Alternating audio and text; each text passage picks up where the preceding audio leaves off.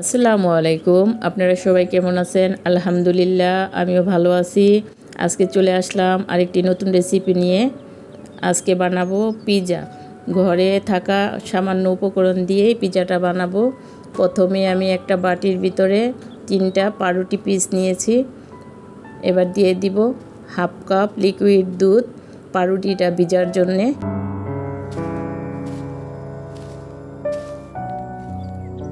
এবার দিয়ে দিব একটি ডিম,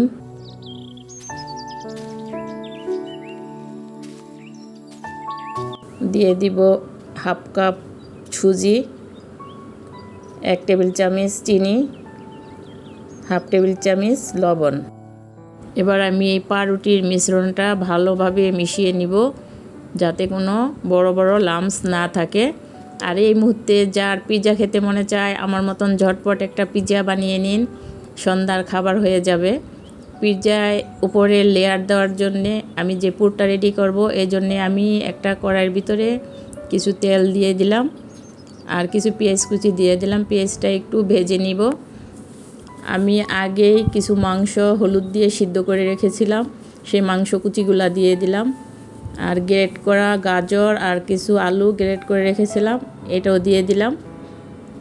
এবার এটা একটু আমি হালকা করে ভেজে নিব। আমার ভিডিওটা যদি ভালো লাগে অবশ্যই কমেন্টস করবেন। একটা প্যানের মধ্যে আমি একটু তেল ব্রাশ করে নিচ্ছি।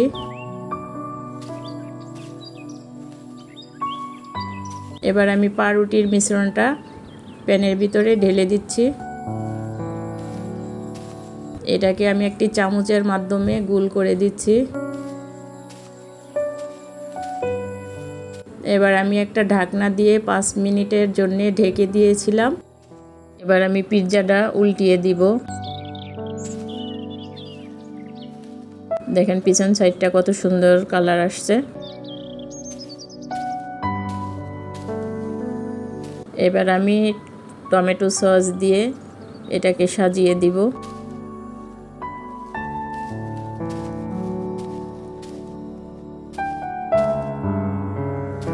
আমার টমেটো সস দেওয়া হয়ে গেছে। এবার আমি যে পুরটা রেডি করে রেখেছিলাম এই পুরটা এর উপরে দিয়ে দিচ্ছি।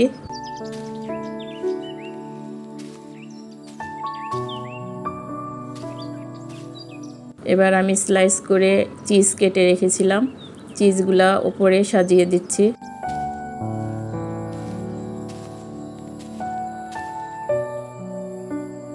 আমার ভিডিওটা যদি ভালো লাগে অবশ্যই একটা কমেন্টস করবেন।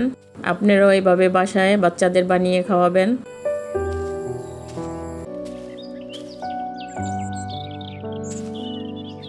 এবার আমি ঢেকে দিয়েছিলাম 5 মিনিটের জন্য। দেখেন কত সুন্দর হয়েছে আমার পিৎজাটা।